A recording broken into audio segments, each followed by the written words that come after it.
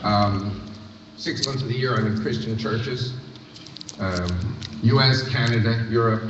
I'm very appreciative that you have me here today.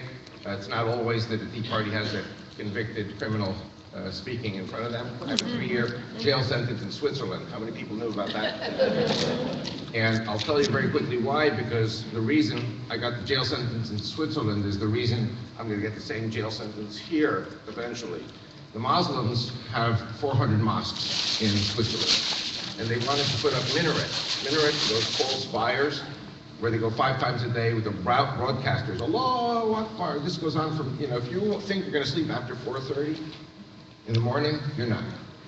And so the Christian EDU party brought me to Switzerland. I spoke in 23 German-speaking cities. I was on Swiss TV, and I spoke about noise pollution. Switzerland is a country with these little clocks. For $3 you buy a little clock with a battery. They could set it at 4 in the morning and go to the mosque. They don't have to wake up the whole neighborhood. But that's the way Islam is. They have to wake up the whole neighborhood because the mosque represents the domination of Islam over any other system. Praise God, November the 29th, 2009, the Swiss people voted by a majority of 57.5% against the minarets. There are no minarets today in Switzerland, praise God.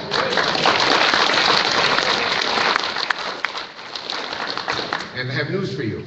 You do have minarets in the United States. They go county by county, town by town.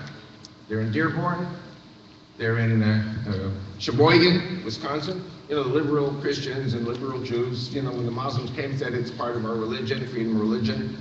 And after they put up these minarets, the Jews and Christians immediately starting selling their homes and leaving because it's noise pollution, hearing this Allahu Akbar 5 times a day. And beware that they don't start putting up minarets here in Thailand. I really don't know where to go. I have so much information to pack in. Alexis de Tocqueville wrote in 1840, in Democracy in America. How many people read Democracy in America? See, that was taken out of the syllabus after 1966. I read it in 66. And Alexis de Tocqueville said, I'm paraphrasing now from President Eisenhower, who was paraphrasing, America will be the greatest country on earth because the American people are good people and their pulpits are on fire for the Lord. Conversely, when America's pulpits will no longer be on fire for the Lord, America loses its preeminence in the world. And that's where we are today. Living in Israel 45 years, coming back and forth, I have a pretty good outsider's view of things that you and here in America don't see. And I'll tell you something else. I'm married to my wife Rachel, 45 years, and she's from Egypt. She's Jewish. I'm Jewish. But I think like a Christian because I was raised in Christian America. American educational system, democracy, the republic. One nation under God. God save America. That's how I grew up. My wife was born and raised in Egypt. And for the first 20 years of her life, she was educated as a Muslim because she lived in a Muslim country. And so Rachel and I together, let me tell you, we're a team. Because she understands these people. Rachel has been an intelligence gatherer for the Israeli government for the last 30 years. 30 years ago, Saudi broadcast said, even if it takes us 150 years, we're going to make America a Muslim country. And my wife thought they were crazy. Now my wife is picking up broadcasts 30 years later, and the Muslims are saying, we were wrong. We thought it was going to take 150 years. America is a piece of cake. We're going to make America a Muslim country in 30 years. Which means pretty much in our lifetime, God willing, that we should be alive, not that they should take over. And what I wanted to do is I wanted to talk a little bit about how they're taking over this country. I'll add one little point before I get into the message. The rabbi, before he speaks, he says, before I speak, I'd like to say a few words. Yes, he does. Rachel was listening to them in the 1990s, and they were saying in the 1990s, we're going to take their planes and we're going to crash them into the World Trade Center. My first book on the table is Fanatic Islam, A Global Threat. Came out in its final 5th edition in 1997, 4 years before 9/11. And 5 times I talk about the destruction of the World Trade Center. So before it happened, oh, Avi, you shouldn't say these things about the Muslims. They're good people. Yes, they are good people. But after it happened, Avi's a prophet. I said, I'm not a prophet. I just listen to my wife. She listens to them. You need to listen to the enemy. When they say they're going to do something, you should listen to them and prepare for it. I've been coming to the States since 1990. I would fly into Kennedy Airport in New York with El Al, and then I'd fly all around the U.S. from local airports. And I'd say to the local security people before 9/11, you don't know what they're preparing for you guys. You guys are sitting ducks. Oh, you Israelis, you're all paranoid. They wouldn't dare to attack America. Pride before the fall. And after it happened, President George W. Bush, for whom I have a great admiration, said, go back to sleep. Islam is a religion of love, he said. Islam is a religion of peace, he said. And Allah and God are the same. Do you know why I got a 3-year jail sentence in Switzerland? Because I said Allah is not God, Allah is Satan, Lucifer, the devil. Because only a God like... Because only a God like that could call for the annihilation of the entire human race. The Jew on Saturday, the Christian on Sunday, the Hindus, the Buddhists, the blacks any day, and then the Muslims kill each other, not necessarily in that order. Islam is a religion of peace when everyone is dead. And they're coming here. You guys are not going to live in the Middle East. They're coming here because it's greener on the other side, on the Christian side, or in Israel, the Jewish side, but the rest of the Western world is Christian. So what I want to do, as quickly as possible, is to explain to you the plan. And some of the plan was not really my plan. In 1970, you had 100,000 Muslims in America. 100,000 Muslims. We Jews were 6 million. We were number 2. This changed in 79. What happened in 79? America had a president by the name of Jimmy Carter. Jimmy Carter didn't like the Shah of Iran because he was a dictator. You know, dictators are guilty of human rights violations. And so he decided with Zbigniew Brzezinski to bring down the Shah. He brought him down. And then Jimmy Carter said, there's a man of God, a religious man. He will lead the people of Iran. And we serve the same God. The Muslims and the Christians serve the same God. That's what he said. That man's name was Ayatollah Khomeini. And Jimmy Carter, because of his stupidity and ignorance, I think one of the stupidest presidents ever in American history.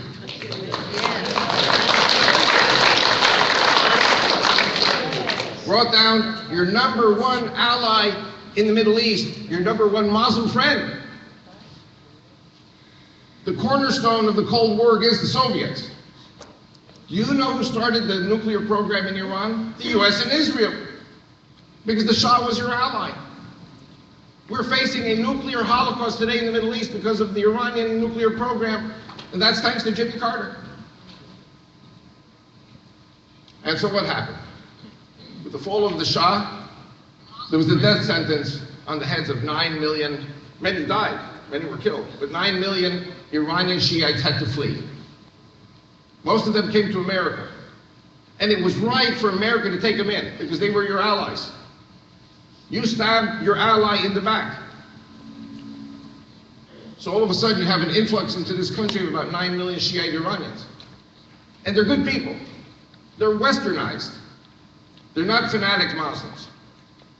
So the Jews became number 3 in 1979. Because you had 9 million Shiite Iranians. There's another group called the Sunnis, the Arabs. The Sunni Arab Immigrant Association, a few years ago, claimed 7 million members. How much is 7 million and 9 million? 16 million. Louis Farrakhan of the Nation of Islam claims 4 million members. So the minimum of Muslims in America is 20 million. I'm talking about Shiite Iranians and Sunni Arabs. And black Americans. We're not talking about Bosnians, Turks, Indonesians from India, from other countries that are not Arab or not Iranian.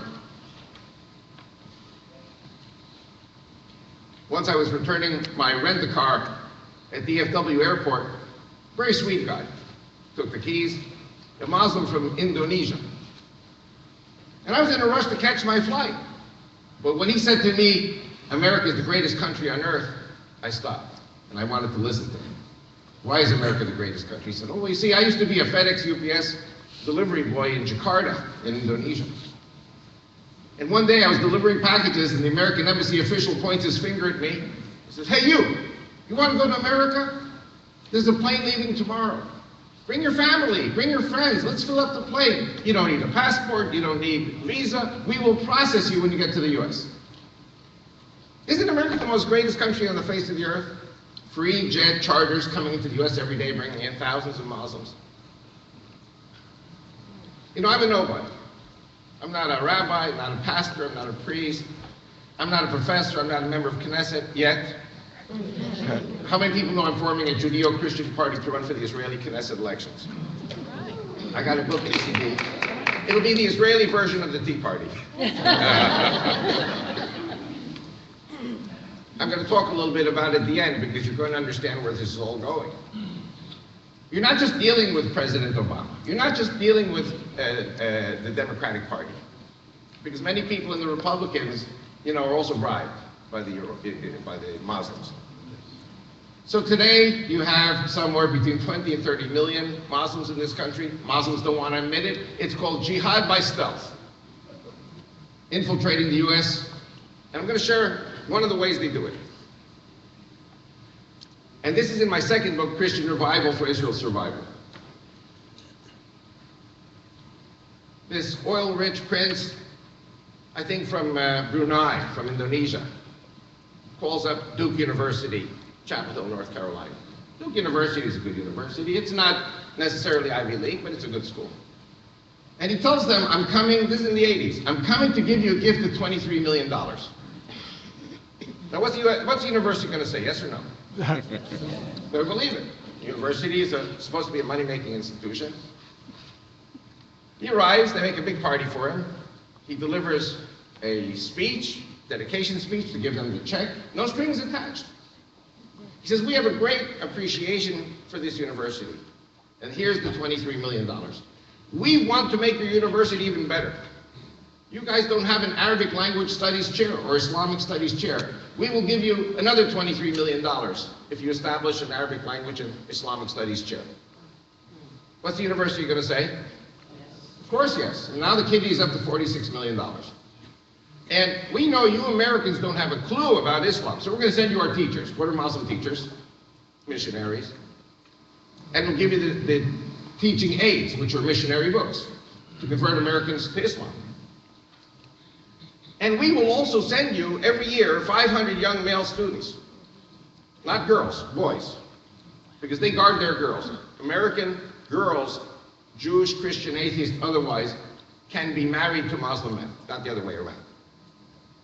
So after 4 years, you got 500 freshmen, 500 sophomores, 500 juniors, and 500 seniors. 2,000 young Muslim men, hot-blooded young kids. And boys will be boys. And they're allowed to marry Jewish or Christian women. Now, I'm going to ask you a question. When a Muslim man marries a non-Muslim woman, what's the religion of the children? Muslim. So American women become baby factories for Islam. After 2 years of marriage, these Muslim kids get American passports because they're married to an American girl. After they get American passports, they can then bring in their parents, their brothers, their sisters, their cousins, their uncles, their aunts, additional wives, because they have 4. So the growth becomes exponential. And I don't have to tell you the names of the universities, you know them. They all receive money from Islam today. Let's say the kitty for Duke University reached $100 million. Do the Muslims have $100 million for Duke University? Sure they do. Do they have $1 billion for 10 universities? Do they have $100 billion for 1,000 universities?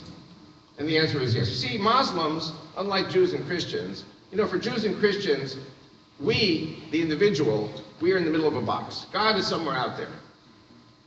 For the Muslims, Allah is in the middle of the box, and they are totally dedicated to that Allah. Everything goes for Allah. They make money, it goes to Allah. They don't create industries. They don't turn the desert green. On the contrary, they make the green desert. And then when they have desolation, they come to live here. And in a few minutes, I'm going to tell you exactly how President Obama is going to bring in 50 million Muslims into this country. We're going to talk about the Arab Spring in a few minutes. The Arab Spring is totally desolating the entire Middle East, except for Israel, of course. And when they start starving, you will not be able to fly humanitarian relief to them every day to feed 100 million people. So the United Nations is going to pass a law that the Western countries all have to chip in. And the greatest amount of these Muslims will come to America, 50 million. How are you going to settle them? Anyone here heard of Agenda 21? Yeah. Agenda 21 is tailor-made to bring in 50 million Muslims. Okay. How many people here know that if you're a Christian, you're a terrorist? Ask the U.S. government. How many people know that if you are a Bible believer, you're mentally insane? Ask the government. And if you're a Christian in the military, I got an email just 2 days ago that 200 top officers in the military have been fired because they're Christian. Stalinist purges of the Christian American military. I think that's outrageous. You know what scares me? When Vladimir Putin says that what made Russia great was its Christianity. Do you see the roles being reversed here? Isn't that scary? Okay. So can you begin to understand, you've got 1,000 universities bringing in 500 male students a year. Now they're bringing girl students too, because there are a lot of Muslim males around too. So 1,000 times 500 a year, we're talking about 500,000 people coming into the country. A lot of them go home, but many stay here. So do you understand why it's not outrageous to think that you got 7, 8, 9 million Shiite Sunnis here, in addition to the 9 million Shiite Iranians?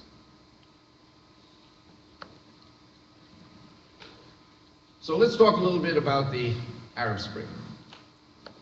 And like I said before, I'm not attacking Obama. I'm not attacking the Democrats. I'm attacking all your presidents for the last 40 years. Your State Department that has a very clear approach to helping Israel here and there with its military needs, but America is in the pocket of the Saudis. You know what, let me go back a moment. I really started out in Texas in November of 1990. And it was the eve of Desert Storm. I was an Israeli army spokesman. I came here in November, December, predicted exactly what was going to happen in Desert Storm. And after I came back in April, everyone said, Avi's a prophet, Avi's a prophet. I said, I'm not a prophet, I'm an Israeli army spokesman. When you're an Israeli army spokesman, you're debriefed, you know exactly what's going to happen. We knew we were going to be hit by these missiles. So in April, I come back to the States. And I get a frantic call from a PR woman. I'm in New York. She says, get on the next plane to Dallas. You're speaking tonight before the Council on Foreign Relations. The Dallas Council on World Affairs. How many people heard of the Dallas Council on World Affairs? See a few hands. And, you know, God has a sense of humor. I didn't know what it was. My Christian friend said to me, you better be careful. Those people ain't Christians. Those people serve Mammon. You know, either you serve the Lord or you serve Mammon. And God has a sense of humor. I was a pinch hitter because the Council on Foreign Relations, they book a year, 2 years in advance. And he said, come tomorrow, he's speaking tomorrow. It's out of keeping. Who was I replacing? Boris Yeltsin. Boris Yeltsin was contracted to give 4 lectures. He gave 2 lectures. He was an alcoholic, had a little bit too much to drink, and he was on the next plane back to a hospital in Russia. The 3rd night was a washout. The 4th night was already paid for at the Stauffer Hotel. It's now Renaissance Hotel, 5-star, 200 people were there. They needed a speaker. So firstly, God had to make Boris Yeltsin so drunk that the doors would open for Avi Lipkin to come down. That's half the story. The other half of the story, like I said before, I'm a nobody, you know, just a lieutenant, hadn't written any books yet. This was in 1991. So General Latham retired. Does anyone know General Latham of the Council on Foreign Relations? Well, anyway, I don't know where he is now, but when I got there, he says, so tell me, sir, what's it like to be a general in the Israeli army? I said, General? Aren't you General A. Lipkin? Chief of Staff of the Israeli army? They thought they were getting Chief of Staff. I said, I'm not General A. Lipkin, I'm Lieutenant A. Lipkin of the spokesman's office. You know, but for people from Dallas, Amnon, Avi, it's all the same. And I promised them And I delivered, kept my promise, a very military lecture, no politics. And actually, they invited me back to debate with Professor Edward Said, but the Israeli government said no contact with Palestinian Liberation Organization officials, while at the same time our socialist leadership was meeting in Oslo to prepare the Oslo agreements. This is the most important evening of my life. The testimony I'm about to share with you, I repeat every day when I can. Most important testimony of my life. It's all 6 of my books. It's the only thing I repeat in all 6 of my books. And I said to them, and it applies today too, many of you are asking what's going to happen with Netanyahu, what's going to happen in the Middle East? When will there be a war? You know, it says in the good book, nobody knows the timing of the wars. Nobody knows the time of the Messiah, you know. I don't know these things. I just know that the tendency is in that direction. But I explained to them that Israel was attacked again and again and again by Egypt and Syria.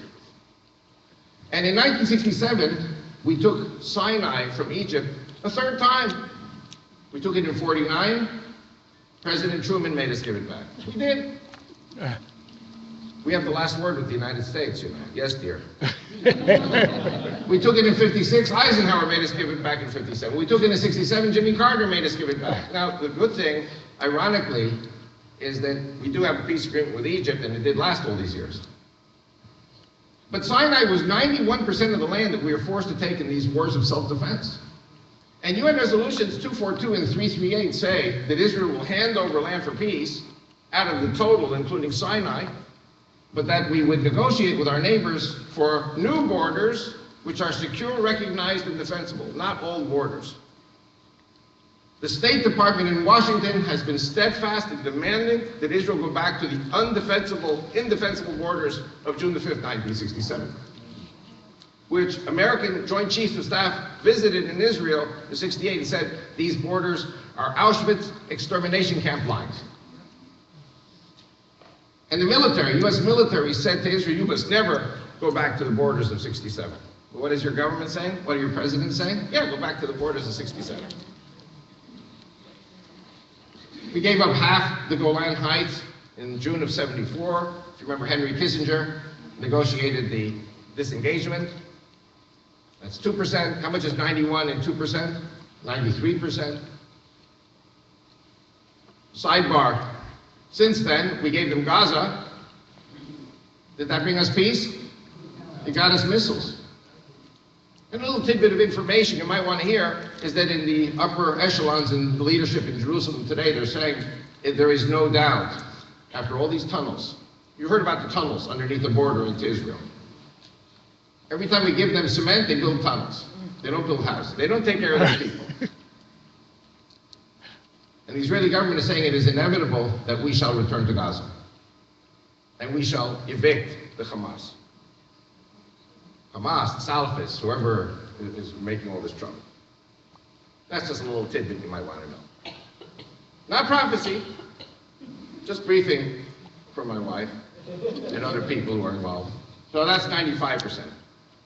2% of the land we gave to Arafat, that's 97% of the land. Israel is asking for the Jordan River and half the Golan, and some of the Judea and Samaria, which is the heartland of Israel. And President Obama and all the presidents before him say no, June the 5th, 67, which are suicide borders. So let me ask you a question. Is Israel going to commit suicide? No. So you don't have to worry about that. Now, if we don't go back to the border of 67, Palestinians won't negotiate and make a Palestinian state. So will there ever be a Palestinian state? Never be a Palestinian state. Okay. These are just logical things. And then I said to them, you know, I didn't understand who these people were. I thought they were dressed nicely, they were American, they were white Anglo-Saxon Protestant, I thought they were Christians. So I talked to them like they were Christians. And I said to them, you know, Jesus was in Nazareth and he walked down to the Sea of Galilee. It's about a 2-3 hour walk. And he went with the fishers at Capernaum. Then he walked down along the Jordan River and he baptized with John the Baptist there in Jericho. And then he walked up to Jerusalem. You know, everything's walking in short distances. That's how small Israel is. Israel fits in the Metroplex. You know, Dallas, Fort Worth. The traffic is about as bad. Actually, I made a mistake. It's like from San Antonio, the length is from like San Antonio to Oklahoma City, let's say. Then it's very narrow. It's 1 hour in the width. And I said to them, you can drive from the Jordan River up to Jerusalem in 20 minutes. You can fly from Amman and bomb Jerusalem in 3 minutes. Tel Aviv in another 2 minutes. U.S. Air Force scramble time is 11 minutes as far as I remember. We don't have 11 minutes. Our planes are up in the air all the time. And after the 73 war, we're not going to be taken by surprise again. That was my message. UN resolutions 242 and 338 say that Israel must have defensible borders. The defensible borders of the Jordan River have to go on. So we had dinner. After we had dinner, they said, Avi, we want to talk to you. Now we're going to talk. And they said, you're a good speaker for Israel. You know why? You're American born. You don't speak with a funny Israeli accent. We understand everything you're trying to say to us. And then they said to me, we in Dallas don't like funny accents. We don't like Russian accent of Yeltsin. We don't like the Arabic accents of the princes that come here, the oil princes. We don't like the Jewish accent from Israel. We don't like Queen's English from Oxford. And you speak like a Yankee. When you speak clear English, you're a good speaker for Israel, but you don't know realities. We of the Dallas Council on World Affairs are going to teach you realities. Reality number one, Israel's all alone. You guys are going to withdraw 100% back to the borders of June 5th, 67, because you're all alone. We Americans gave you an airlift in 73, we saved your butts, we're never going to do it again. Get used to the idea. And we don't care about UN resolutions 242 and 338. Secondly, they said to me, and this is the key, I share this in every church I speak, and I've been in over 1,000 churches all over the world. They said, you have to remember there's only one thing that made America great, and that's the barrel of oil. Steady price of oil, steady supply of oil, and we're not going to let the Jews get in the way of that. Is that clear? That's what they said to me. So sitting next to me were two Christian couples. I don't know if any of you ever heard of Eric Gustafson, rest in peace. He was a big supporter of Marlon Maddox and KBTP radio. He was shaking like this. He got up, red in the face. And he said to these people, you call yourselves Christians? Because I thought they were Christians, but my two Christian couple angels who were with me, they knew who they were. You call yourselves Christians, you say what made America great was the barrel of oil? You should be ashamed of yourselves. What made America great was not the barrel of oil. What made America great was Jesus Christ. Amen.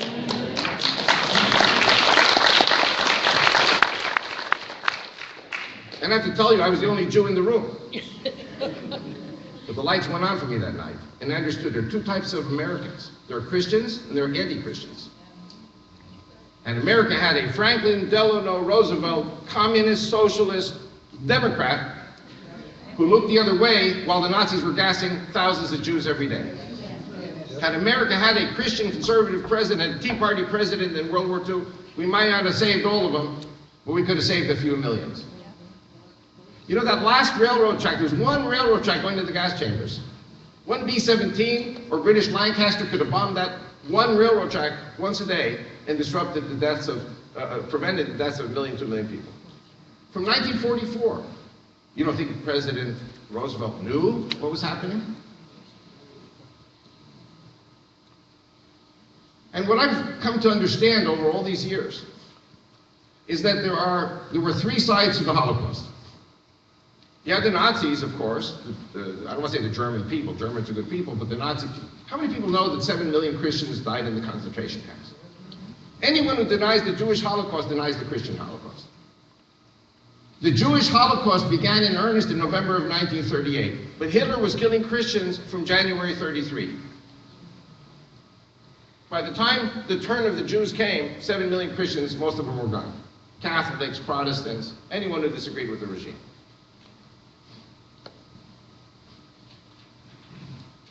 So there were two other sides in addition to the Nazis.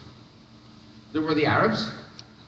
Now the Arabs, you know, in the 30s and 40s, they controlled a lot of oil there in the Middle East. And the Allies, strategically, they made a decision. We don't want that oil to fall into the hands of Hitler. And to tell you the truth, the Muslim faith, the Muslim way of thinking is very close to Nazism. I'm going to talk about that a little later, towards the end. They wanted the Jews dead. So they said to the Nazis, you kill the Jews, we're with you. And they said to the Americans, the Brits, the Canadians, You deny the Jews the visa, we're with you. So a strategic decision was made that 6 million Jews had to die in the Holocaust. How many people remember the ship to St. Louis? St. Louis was a refugee ship that left the port of Hamburg, Germany in May of 1939. 900 Jews with passports and visas to Cuba, not to the US, to Cuba. How many people heard of Breckinridge Long? Breckinridge Long was the Undersecretary of State under Hull for visas. He called the Cuban government and said, you cancel the visas, you send that ship back to Europe. The ship turned around, was sent to the coast of Florida, 3 different places. The US Coast Guard was circling the ship to make sure no Jews would jump ship and get to safety. Then it went up past the Canadian Maritime provinces. Hundreds of pastors signed a petition to Mackenzie King, Prime Minister of Canada, to at least have mercy, let the children off the ship. And Mackenzie King said 1 Jew is 1 Jew too many. The ship went back to Belgium. World War II had already broken out. 800 of the 900 died in the concentration camps. There was no mercy. The Jews were expendable for the barrel of oil.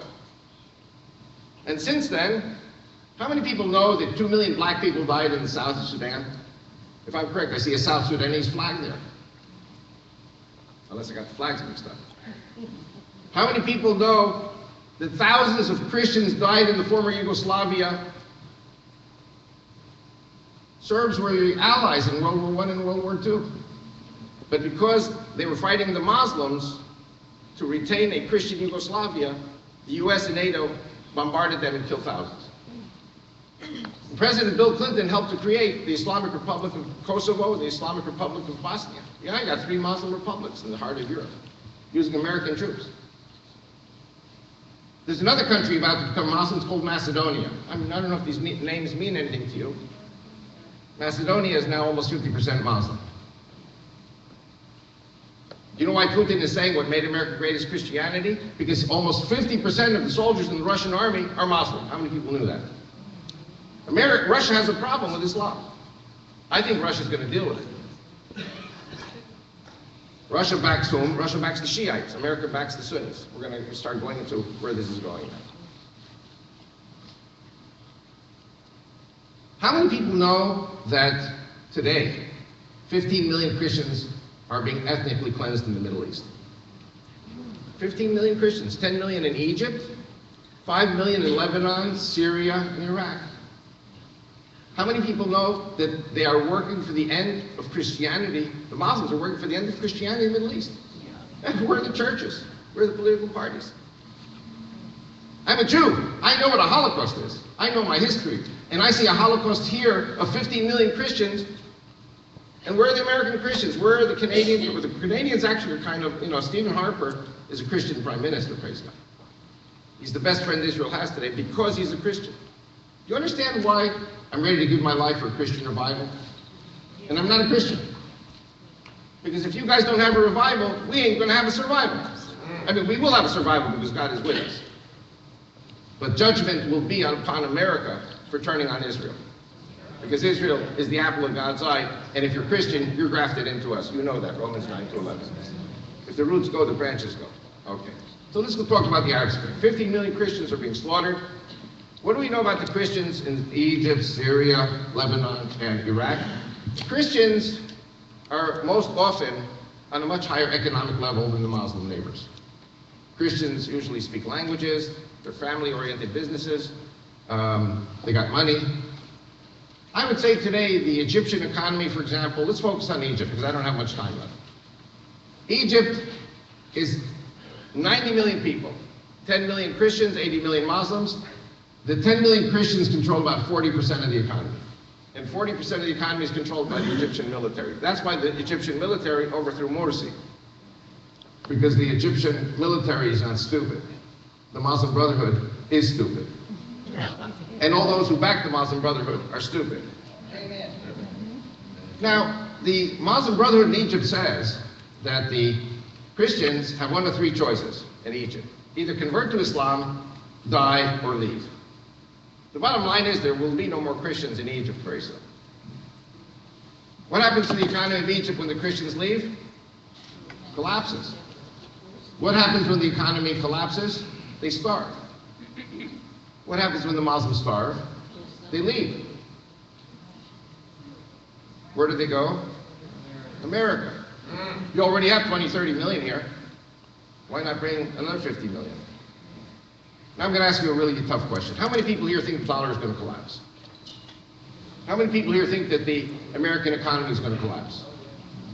And I want to tell you something. I have a different opinion. I respect your opinion. I've heard it 1,000 times. I have a different opinion. My wife Rachel picked up broadcasts for the last 3 decades. And what Saudis, the Muslims were saying, America's job is to serve us. America's job is to be mercenaries, send their boys and girls to die in Iraq, send their boys and girls to die in Afghanistan. And if the Saudis are not going to go to fight. Saudis are just they pull the strings. And as American industries leave this country and go to Cambodia and Bangladesh, and they used to go to Mexico. Mexico's too expensive now. Now they go to other countries. And the American economy is suffering from a, what's it called, the bone density. Osteoporosis. The American, thank you, Dr. Bills. The American economy is going through some kind of an osteoporosis. Capitalists, because of the unions that are demanding such high pay, and now the government is putting on taxes and more regulations, say, we don't need this. We'll just go to some other country, third world country, where we pay $60. China was $60 a month. That's too expensive. Capitalists now go to Bangladesh and Vietnam and Cambodia to pay $30 a month. Isn't capitalism wonderful? But America's emptying out. So America's economy is more and more and more dependent on oil and cash coming back from Saudi. You know, you got a $17 trillion debt. So what? You don't think the Saudis don't have $17 trillion? So what does my wife say to me? The Saudis say, we will never let Wall Street fall as long as they serve us. We'll keep the oil flowing. We're going to keep the money going back to the U.S. We're going to buy out their banks and buy out their real estate and buy out their politicians and buy out their media. And America will become a Muslim country because the Americans are addicted to a certain lifestyle. And God takes a back seat. Forgive me for saying it. I'm in a church, but this is an admonition. This is a warning to all of you. What made America great? Was it money or was it God? God.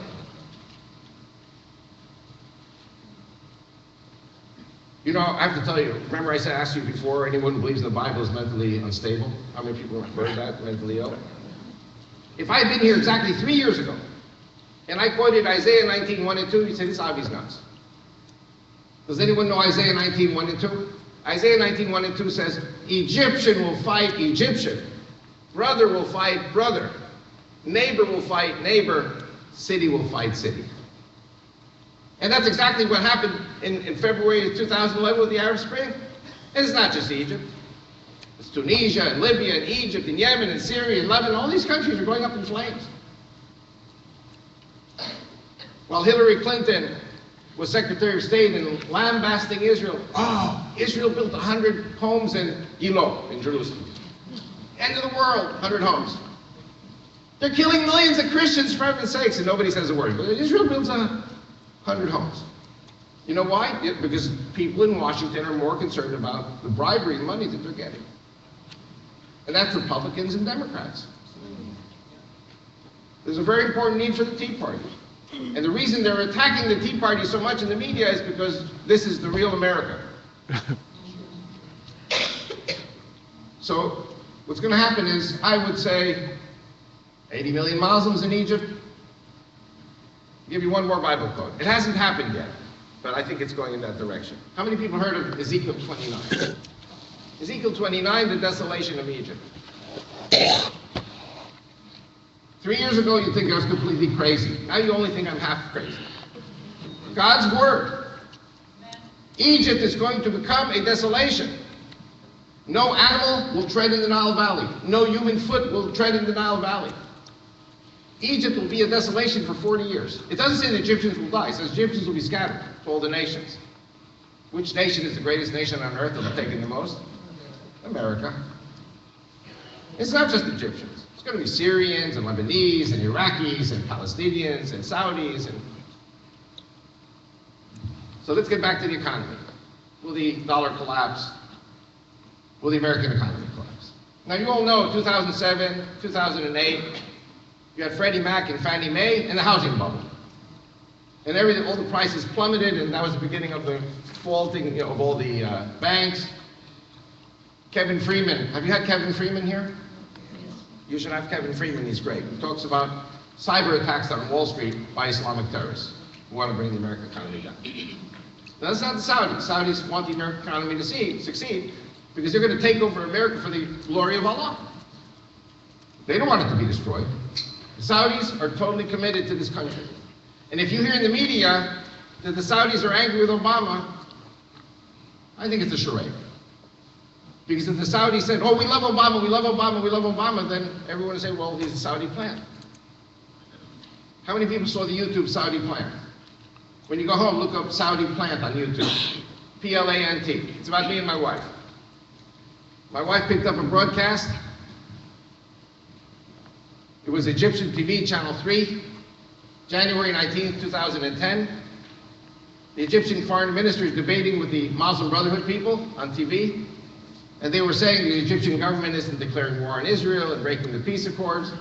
And the Egyptian foreign minister, Abu Ghaid, says to the Muslim Brotherhood, he says, now, are you guys finished? Is it my turn to talk? They said, yes. Let me calm you guys down. First, they want to tell you, Muslim Brotherhood people don't know how to run a country. And if you come to power, you're going to destroy Egypt. Isn't that what happened? Secondly, I want to calm you guys down. President Obama was here in 2009, and we had a one-on-one meeting. And President Obama swore to me he's a Muslim. My father from Kenya is a Muslim. If the father's a Muslim, what's the son? Muslim. He says he's a Christian, but Muslims are allowed and commanded to lie. How many people know that?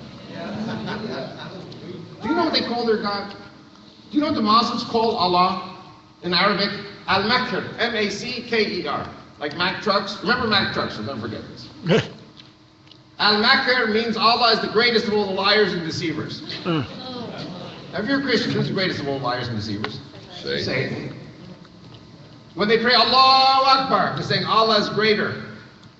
Allah is greater than the God of Abraham, Isaac, and Jacob, the God of the true and Christian. I mean, these are things I preach in the churches. Christians don't know it. You know what? Jews don't know it. Jews don't want to listen either. It's okay. Because it's the 250, 280 million Christians in this country who are going to make the difference, not 5, 6 million Jews. Small group.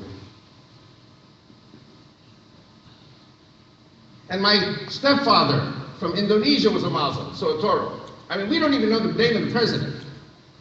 Is his name Barry Soetoro, or is it Mubarak Hussein Obama? We don't know what his social security number is, because he's got a few of them. We don't know why he and Michelle were disbarred. This guy is getting a pass and a pass. Anyway, okay. So my father's a Muslim, my stepfather's a Muslim. I was raised in a mosque and in a madrasa till age 11 in Indonesia. Now, if somebody is raised in a mosque until age 11 in Indonesia, what is he? Muslim. How many people remember the Catholic Jesuit priest, Francis Xavier, who said, give me a child until 10 and I'll make him a man? Obama was made a Muslim man in Indonesia by age 11. But don't think he's stupid. He's not stupid. He's very brilliant. And he knows languages. He knows Arabic. I was watching him when the Iraqi Maliki was there on TV a few weeks ago. I was watching him nodding. I saw the body language. He was listening in Arabic. You have to know Arabic to study the Quran. He knows Indonesian, which is another language. He knows English. And he went on to say, this is in 2010, 2009, I've got Obamacare problems to deal with, and then American economic problems to deal with, but I swear, whenever come those problems, I will show you what I'm going to do to Israel, to destroy Israel. Remember what I said before? Dallas Council on World Affairs, America gave an airlift to Israel in '73, we'll never give you an airlift again. Remember I said that? And you know what? Our former Prime Minister, Ehud Barak, the foreign minister, said that President Obama has done more for Israel than any other president. How many people have heard that? You want to know why he said it? There is truth in what he said. How many people know that just northeast of Ben Gurion Airport, there is a storage facility built by Clinton? Everybody was talking about, was it a concentration camp and a secret detention center, all these paranoid people. It was a storage area to preposition war material in the case that the US military needed it. Clinton put in $400 million worth of war material. Obama put in another $800 million of war material. That's a lot, but it's not a lot compared to what the Arabs have. All the trillions of dollars that have flowed of weapons into the Middle East. Basically, the American presidents are giving us enough rope to hang ourselves with. And the last thing the Jewish people want is a war. We don't want a war with Iran. And President Obama said all along that all the options are on the table. But Obama also said in his book that he would never attack another Muslim country. Iran is a Muslim country. My wife Rachel picked up broadcasts. Obama has 3 tasks. This is according to the Saudis. Task number 1, destroy the Shiite regime in Iran, replace it with a more friendly regime to Saudi. Number 2, destroy Israel. Number 3, destroy America as a Christian country. Because when you destroy America as a Christian country, then you rebuild it as a Muslim country, which is what they're doing. President Obama wants Israel to attack Iran by itself, and then get plastered by all these missiles that will come in from Iran, Syria, Lebanon, Gaza. And then America will come out, and President Obama will come out smelling roses because he didn't start the war and had nothing to do with it. It's Israel's fault. You know, it's always Israel's fault. Okay. So the Middle East is emptying out of its population. These people are going to end up coming here. Agenda 21 will settle these people here. And very soon you're going to be saddled with 80 million Muslims in this country. Meanwhile, the purging of the Christians will continue and accelerate. Churches will be too afraid to do anything. I want to share 2 testimonies.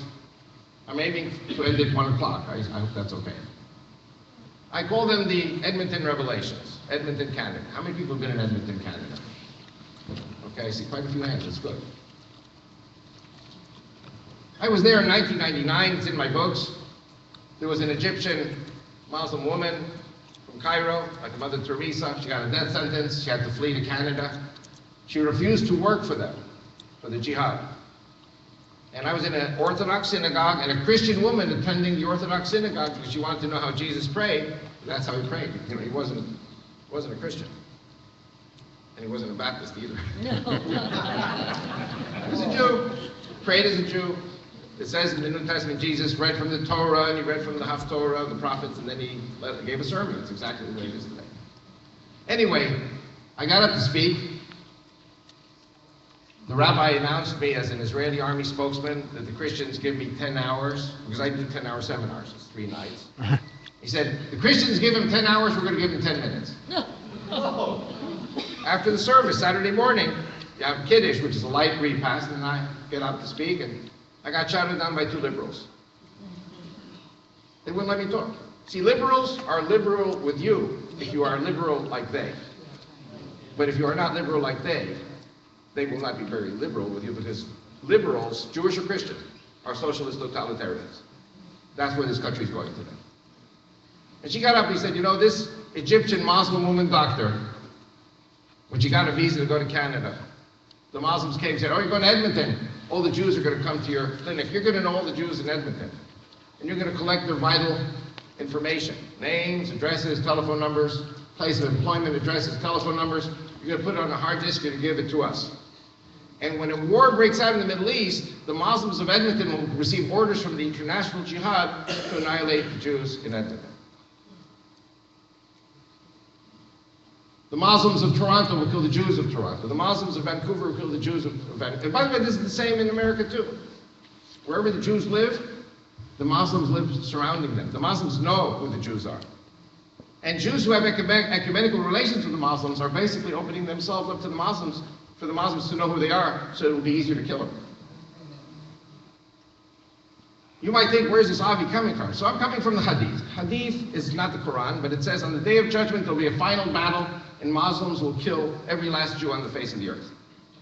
And there will be some Jews who temporarily evade death. They will hide behind rocks and trees. And on that day, Allah will give mouths to the rocks and trees. And they will call out, "O Muslim pursuers, there is a Jew hiding behind me. Come and kill him." Until every last Jew is dead. Every Muslim believes this. There is no Muslim who is a Muslim who believes, because who will deny this. Secondly, Christians. Christians are Jews. For the Muslims, Jews and Christians are one people. We're the people of the book. Ahl al-Kitab. The only difference is Saturday people, Sunday people. So Saturday people get killed on Saturday, and Sunday people get killed on Sunday. How many people here know that Jesus Christ is a Muslim? What? Jesus is a Muslim. Ask any Muslim. Oh. Yeah. And when they, how did you know that? Boy, you're smart. Where did you hear that? Say Avi Lipkin, but he's out of town. Jesus is coming back a second time as a Muslim. And he's Arabic-speaking Muslim. He's going to be on a horse or a lance. He's going to run it through the Antichrist. The Antichrist is a Jew. How many people know the Antichrist is a Jew? Ask any Muslim. Then he goes up to the Temple Mount, prays with 400,000 Muslims. Then he comes down, he breaks the crosses, destroys the churches of the Christians, destroys the synagogues of the Jews, and on that day of judgment, all Jews and Christians who are one people will have their throats personally slit by Jesus Christ the Muslim. So when Muslims tell you they believe in Jesus Christ, you say, which Jesus Christ? Christians don't know this. Christians are Jews. I'm talking to you like brothers and sisters who are from the synagogue. I'm telling you, you're Jews. In the eyes of Muslims, you're Jews. And you know, Jews are funny. We hate the Christians, so we marry them. How many people know assimilation rates in America are 71%? Another 2 generations, 3 generations, there won't be any Jews left in this country. Because Christians are great. Same God, same Bible, Messiah's a Jew. And if the Muslims have to kill the Jew, they got to kill the Christian spouse, like the Nazis. They've got to kill the children of the intermarriage, like the Nazis. So if you got 6 million Jews in America, let's say married to 2-3 million Christians, and you got 30 million Muslims. Now, the Royal Canadian Mounted Police, and this is a story from Canada, say that only 10% of the Muslims are terrorists. 90% of the Muslims, 90% of the Muslims are peacekeeping, law-abiding people. They're good people. So you got 30 million Muslims in America today, 10% is 3 million. How many of the Jews and Christians on the target list can be destroyed by 3 million? Ever hear of gun control? I promise you the Muslims don't have any gun control. I spoke in Oklahoma City a few months ago. 4 policemen came up to me and told me that in Tulsa, an alarm went off in a mosque and the police went to check out the alarm. They found hundreds of machine guns in the basement. They couldn't do anything because it was all legal. Right. So the enemy has the guns, and they use the mosques as armories.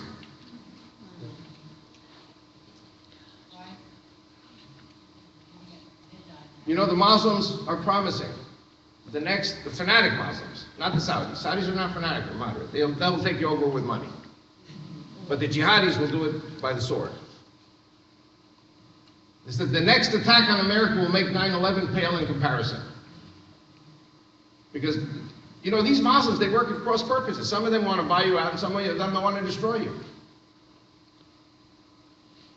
And so I predict that law enforcement will not be able to defend the Jews, because the law enforcement will be too busy with 9/11 attacks. I've got friends in Navy SEALs, and they said to me, give me 50 SEALs, we shut down the U.S. America is in a very, very precarious situation. I think one of the reasons why President Obama did not want to, and I justify him, not get involved in Syria, was because if we attack Bashar al-Assad, there are Shiite Iranian hit teams in American soil. And if we attack the Sunnis have al-Qaeda on American soil. So America does really, I don't know if any other president would know what to do either, because it's a very complicated war. And I don't remember who it was. Was it Sarah Palin said, let them duke it out themselves. But it's a horror, because they're destroying each other. All these countries are going to empty out. What I'm predicting is at some stage, there's going to be something so horrendous, so horrific, 9/11 attacks on American soil, that Jews and Christians will either be slaughtered or they will flee to Israel. Do you understand why I'm forming a Judeo-Christian party to run for the Knesset? Because I predict, in addition to our 6 million population, we're going to have another 10 million coming home soon. And where's the Messiah showing up, first or second time?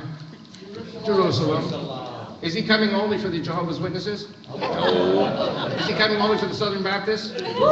Is he coming only for the Jews? He's coming to Jerusalem for everyone.